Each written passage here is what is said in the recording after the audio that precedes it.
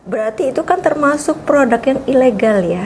Jadi dia kayak mengganti produknya orang lain, terus diganti dengan produknya sendiri.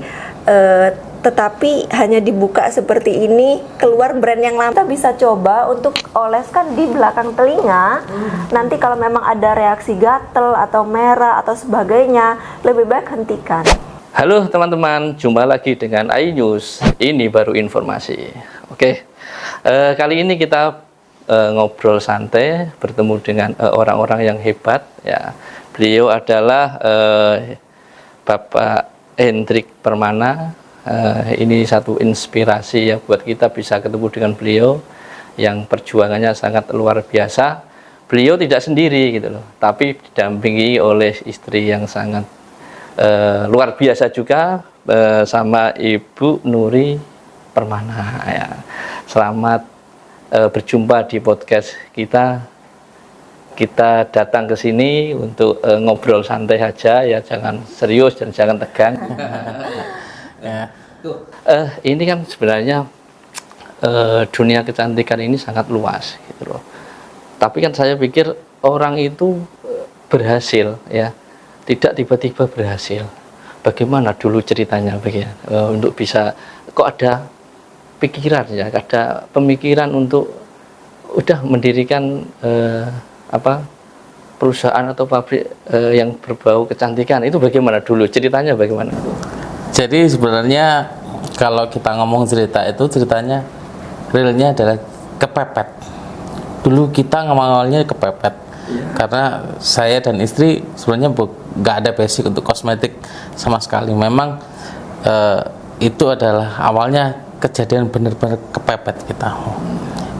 Jadi kita dulu punya bisnis di ekspedisi pengiriman, cuma waktu itu memang lagi drop dan ya kondisi ekonomi kita berdua juga sangat drop, mungkin ya sangat drop sekali sih. Ya, di tabungan itu kalau orang percaya tinggal kita tinggal 500.000. Kita masih Saya ingat itu. Tahun berapa itu? Itu sekitar tahun 2016 ya. Nah mungkin kalau waktu itu yang akhirnya kepepet itu istri ini yang akhirnya memutuskan, oh gimana kalau kita belajar di kosmetik gitu. Cuma kita awalnya dulu malah belajarnya di kefir. Oh gitu. Iya. Itu. Belajar buat kefir. Ya, akhirnya istri saya mau nggak mau nyemplung lah di situ. Gitu. Ya. Artinya memang dengan kepepet ini akhirnya bisa menjadi sesuatu yang bisa menjadi inspirasi orang banyak kok gitu ya.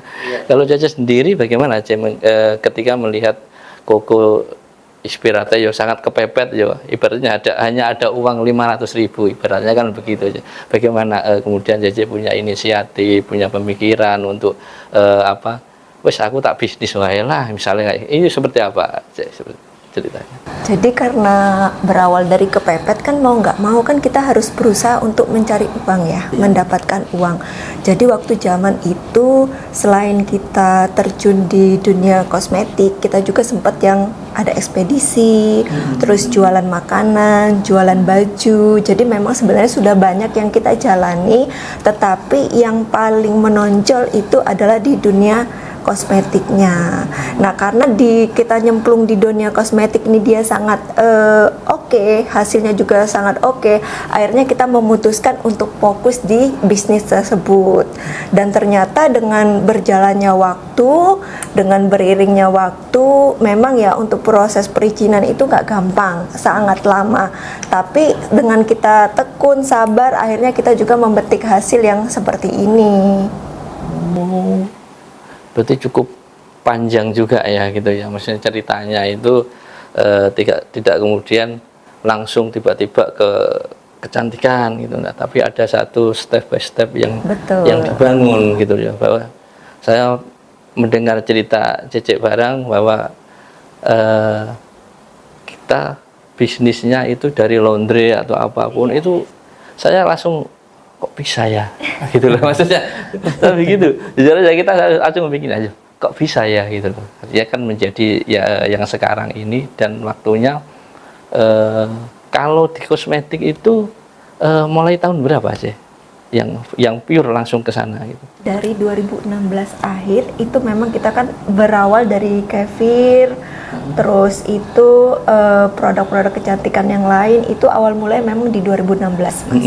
2016 sampai sekarang, dan ternyata memang produk kosmetik itu banyak diminati. Nah, pertama kali kita terjun itu di produk yang herbal ya, Kevin. Itu termasuk herbal. Dulu itu banyak customer itu memang banyak keluhan karena produk merkuri. Karena produk merkuri, dan mereka mencoba untuk mengobati wajahnya, ternyata cocok dengan produk tersebut. Mau nggak mau kita harus terjunnya itu serius nih. Nah, terjun serius itu yaitu kita membuat satu pabrik kecil-kecilan. Mungkin kalau misalnya nanti kalian mau main ke pabrik kita, ngelihat satu pabrik kita itu kok biasa banget, jelek banget, kok nggak kayak pabrik-pabrik yang lain sih. Nah, itu pabrik pertamanya kita. Ada berapa pabrik sekarang? Untuk kosmetik sendiri kita ada 2 pabrik, terus satunya itu minuman, jadi total ada 3 pabrik di tempat kita. Oke. Dan Koko dulu langsung itu ya mendukung ya apa yang diinginkan oleh Cece, langsung mendukung atau harus diskusi dan berdebat panjang dulu gitu. Biasanya kan kalau mohon maaf, kalau cowok itu kan atau laki-laki itu lebih pada logikanya gitu ya. Iya kan. Itu gimana? Kalau saya tuh dari awal itu selalu support, Mas. Gitu ya? Iya, karena kalau dibalik tarik ke belakang itu sebelum nikah kita 2015 itu saya kan bekerja di sales mobil lah. Justru mau menikah saya disuruh keluar. Akhirnya yang diceritakan tadi, saya bantu dia untuk ngerjain laundry lah, apalah. Ya pas di suatu momen tersebut ya saya pokoknya apa yang dilakukan itu saya dukung aja, udah gitu. Sebenarnya ya kalau bukan saya mendukung siapa lagi kan gitu. Ya, saya full support waktu itu memang. Ya, kamu mau untuk belajar ini, ya udah. Ini fun fact-nya adalah modal saya punya uang tabungan 500 ribu itu ya nih modalmu buat kamu belajar. Kamu berhasil oke, kalau hilang ya sudah, cari lagi, nggak tahu gimana jalannya kan gitu. Ya. Tapi kan gini Bu, dari seorang sales itu kan biasanya kan kalau dapat pendapatan atau keuntungan gede kan. Betul. Kalau kemudian dari megang uang besar ya, kemudian jadi orang yang ngambil laundry, itu bagaimana perasaan Koko ini? Ya, waktu itu memang kalau dibilang pendapatan sales mobil itu meremaja puluhan juta gitu ya. Cuma kan ya akhirnya karena kan saya lebih memilih apa yang dikatakan istri, saya kerjanya lebih tenang gitu. Walaupun kalau laundry kan kecil, tapi ternyata kalau kita manage-nya dengan baik ya nggak ada apa-apanya saya sama sales mobil itu. Karena ya saya bekerja di bekerja ikut orang gitu kan ya. Saya harus perform yang gimana, modalnya yang gimana gitu. Ya ternyata dengan saya mengerjakan receh ini kok hasilnya sama aja. Kalau kita manage dengan baik ya Pak Mas ya. Nah, akhirnya yang kita pakai itu kita pakai di waktu manage keuangan itu kita pakai untuk di kefir itu. Kita belajar kefir itu juga kita ya jual kecil-kecil dulu. Waktu itu sempat saya kefir itu kita jual seplastik klip ini 6.500 Pak. Nah waktu itu kita di Jombang. Nah, kalau gara-gara hanya untuk mencari pelanggan, saya mengirim 2 klip ini sampai dari Jombang kota ke Gudo. Pernah tahu Jombang Gudo nggak? Gudo itu Tebureng masih lurus lagi. Iya mungkin jaraknya sekitar 15 kilo lah dari kota Jombang. Saya nganternya pakai mobil. Tapi kalau dipikir logika kan mana nututi itu, iya kan? Tapi ya karena hati seneng maksudnya, hati seneng cari pelanggan, kerja sama istri, mendukung istri, ya sudah fun-fun aja. Dan itu masih di Jombang ya, Ko ya? Masih di Jombang saya. Belum ke sini ya? Belum. Dan laundry juga di Jombang gitu ya? Kalau ini Surabaya. Oh, di Surabaya? Iya. Jadi setelah kita kerja di laundry itu, kita pindah nih ke Jombang. Karena kan rumah orang tua di sana kosong. Ya kita yang nunggu yang ke sana sambil cari usaha tuh. Oke. Karena kan juga kan di waktu di Surabaya selain laundry kan kita ada bisnis fashion. Fashion market di Surabaya sama Jombang berbeda. Ya akhirnya ya itulah yang maksudnya yang membuat drop kita sama sekali dan langsung banting setir ke kosmetik seperti itu. Sangat luar biasa ya, ternyata ceritanya itu tidak kita kebayang. Sangat luar biasa sih.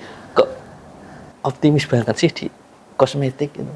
Apa sih yang membuat Cece itu optimis gitu loh? Apakah Cece memang istilahnya karena suka berdandan atau bagaimana, atau gimana latar belakang? Ya, karena pertama memang kepepet. Terus yang kedua itu aku lihat memang seluruh wanita di Indonesia ini butuh perawatan ya, termasuk laki-laki ya. Nggak hanya kayak skincare atau body care. Coba kalian lihat di setiap rumah ada nggak yang pakai sabun? Pasti rata-rata mandi pakai sabun kan. Dari itu saya itu memikir, oh ternyata untuk bisnis di dunia kosmetik ini sangat luas pasarnya. Nah makanya itu kita tuh sangat optimis gitu loh bisa sampai di saat ini. Dan ternyata memang benar, bisnis di kosmetik itu sama seperti kebutuhan pokok. Iya kan, seperti kebutuhan pokok. Dan kosmetik itu kalau kita contoh ya di sabun, satu sabun ini paling berapa minggu sih udah habis. Kalau misalnya customer sudah cocok, itu pasti dia akan repeat nggak sih? Iya dong, pasti akan repeat. Nah, karena dia repeatnya terus ini yang membuat kita tuh optimis deh untuk untuk membuat suatu produk itu yang bagus, yang memang bisa untuk dipakai di semua kalangan, bisa cocok di semua kulit gitu. Gitu. Tapi kalau melihat perkembangan saat ini nih, Cek ya, kosmetik ini kompetitornya sangat luar biasa loh ya. Kalau saya melihat medsos itu ya viral sekali. Bahkan kalau saya mengasumsikan kok perangnya semakin seperti ini sih di dunia kosmetik. Bagaimana Cece mensiasati ini itu? Iya benar sih. Nah makanya kita karena bisnis kosmetik ini sangat head to head banget ya. Terus kompetitornya itu banyak. Di NR sendiri kita membuat produk itu nggak setengah-setengah. Tapi benar-benar kita untuk meluncurkan produk itu harus benar-benar produk yang bagus gitu. Kan banyak banget ya produk yang viral tiba-tiba redup, viral tiba-tiba redup. Karena komposisi yang dipakai mereka itu nggak bagus. Hasilnya tidak ada. Sedangkan customer ini kebanyakan FOMO. Jadi ikut-ikutan gitu loh. Mentang-mentang produknya viral, mungkin dipikir sama mereka bagus. Akhirnya mereka coba dipakai ternyata nggak cocok. Nah makanya itu kita dengan persaingan bisnis yang ketat, kita nggak mau mengeluarkan produk itu yang sembarangan ataupun asal-asalan. Jadi kita perangnya itu benar-benar di komposisinya sih. Ya, oke. Ini lagi ada yang menarik nih, maksudnya kan ada di medsos ini lagi trending kalau tidak salah itu, ada jual produk kemudian ditempel ya, ditempel ternyata di tempelannya diambil ini produknya orang lain tapi viral, harganya mahal lagi gitu loh. Itu bagaimana? Jadi itu kan yang jelas berpengaruh banget kan terhadap persaingan yang mungkin, apalagi dia memang sudah menjadi istilahnya besar gitu loh, gitu. Itu bagaimana kalau Cece mengantisipasi hal-hal seperti itu?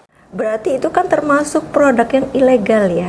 Jadi dia kayak mengganti produknya orang lain, terus diganti dengan produknya sendiri. Tetapi hanya dibuka seperti ini, keluar brand yang lama, benar nggak? Ya itu yang dimaksud ya, keluar brand yang lama ya. Harusnya kalau memang dia mau membuat produk yang serupa, minimal packaging yang lama kan harus dihilangkan dulu ya. Ini kan termasuk salah satu yang ilegal, ya kan? mungkin yang dikutip sama Emas yang ada bahan tomato Iya. white ya, tomato white. Tapi kan ternyata di dalam komposisinya tidak ada tomato white. Nah, itu kan termasuk salah satu ilegal ya Mas ya, yang sudah menyalahi aturan, dari prosedur juga sudah menyalahi aturan. Di mana kita membuat penamaan produk, contoh tomato white, berarti di dalam produk tersebut harus terdapat komposisi tomatnya juga Mas. Jadi kita untuk penamaan produk itu nggak bisa asal-asalan. Contoh, kita mau buat lotion arbutin, tetapi di dalamnya tuh nggak ada arbutinnya, tapi kita kasih nama arbutin, itu nggak boleh. Itu nggak boleh. Jadi memang dari peraturan BPOM itu seperti itu. Untuk menamakan produk harus sesuai dengan komposisi yang kita pakai. Dan di NR nggak ada tuh ya? Nggak ada. Saya pastikan tidak ada. Tidak. Makanya mungkin dipikir sama mereka di NR ini kok harganya agak pricey sedikit ya. Karena memang kita benar-benar produk yang kita pakai dan klaimnya itu sesuai gitu loh. Tidak ada yang menyalahi aturan seperti itu. Oke. Ya. Pokok tetap selalu support nih ya. Oh pasti. Apapun ini ya. Apapun kondisinya, karena kan ya kalau istri yang jalan kan harus ada yang backup. Ya. Ya harus, saya yang harus di belakangnya, termasuk menyiapkan sesuatu apa yang diinginkan, apa yang dibutuhkan dia untuk bergerak, ya saya yang akan menyiapkan seperti itu. Kalau 2025 ini nanti apa ini progres yang mau dibangun gitu loh di NR ini? Siapa mau jawab? Jadi kalau kita ngomong pertumbuhan NR masih akan banyak yang dikerjakan, termasuk mungkin proyek-proyek seperti minuman serbuk tadi yang akan disinggung sedikit, akan kita lebih inovasi lagi supaya mempunyai produk-produk yang lagi bagus-bagusnya gitu. Untuk itu terus ya ada pengembangan produk lain, apalagi di brand kita sendiri sih, di NR Beauty akan banyak sih keluar brand-brand baru yang kualitasnya oke, harganya itu ya terjangkau lah gitu, masih masuk akal gitu.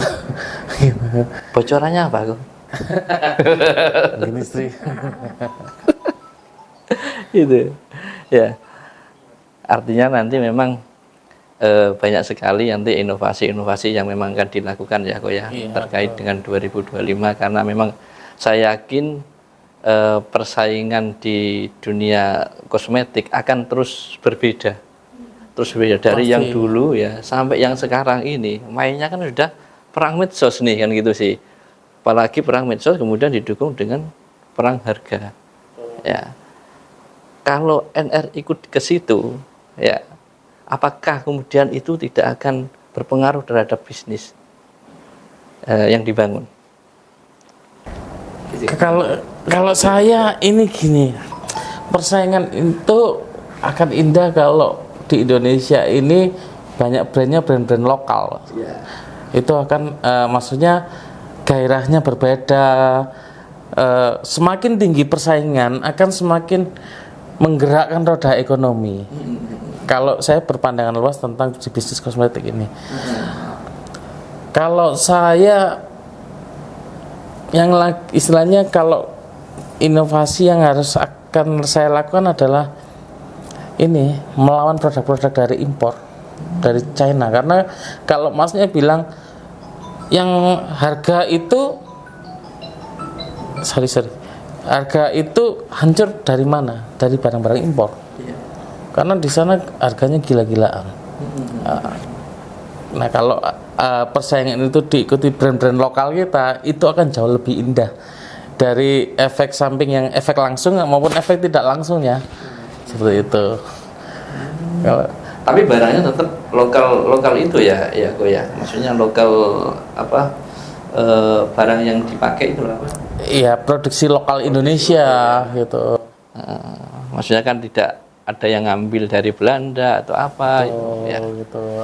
Karena banyak juga yang viral kan, ada yang ngambil dari Korea, Iya. Belanda itu untuk Barang-barang dari China yang sekarang yang banyak masuk itu.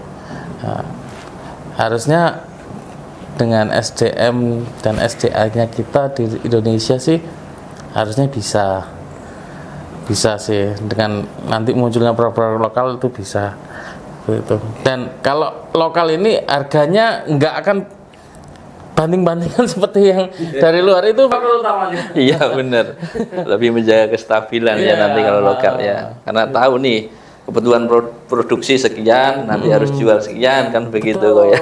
Gitu. Oke ya. Kalau Cece nih ya, wanita atau perempuan ini kan ketika memilih kosmetik itu kan banyak yang asal-asalan, ikut-ikutan toh ya. Ada tip enggak sih ya supaya para kaum hawa ini bisa memilih kosmetik yang tepat ya, kemudian tidak kadang-kadang merkuri dan lain-lain itu loh. Itu bagaimana, itu ada tipnya?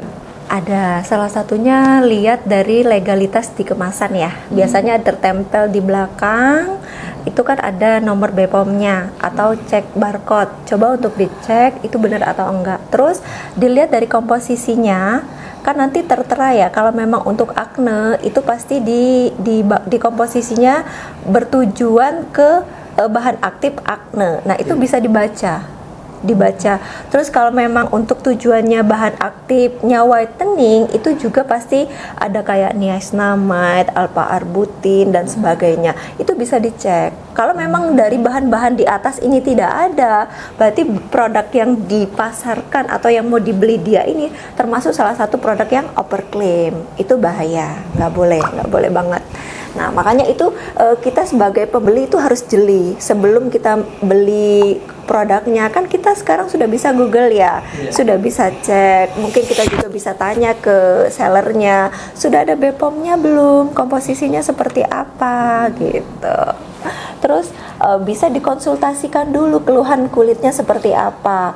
Jangan sampai keluhan akne tapi dikasih produk yang whitening, kan nggak cocok ya, kan nggak bagus gitu. Jadi kalau memang untuk akne harus pilih produk yang akne. Kalau untuk whitening pilih produk yang whitening. Jangan sampai salah. Kalau kecocokan kulit bagaimana itu? Nah, kalau untuk kecocokan kulit ini memang walaupun komposisinya tinggi, mungkin diinfo sama penjualnya, oh produk ini bisa untuk mencerahkan 7 hari dengan komposisi sekian persen.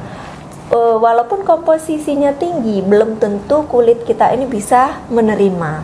Belum tentu juga kulit kita ini bisa cocok dengan komposisi tersebut. Nah, salah satunya itu kita bisa coba untuk oleskan di belakang telinga.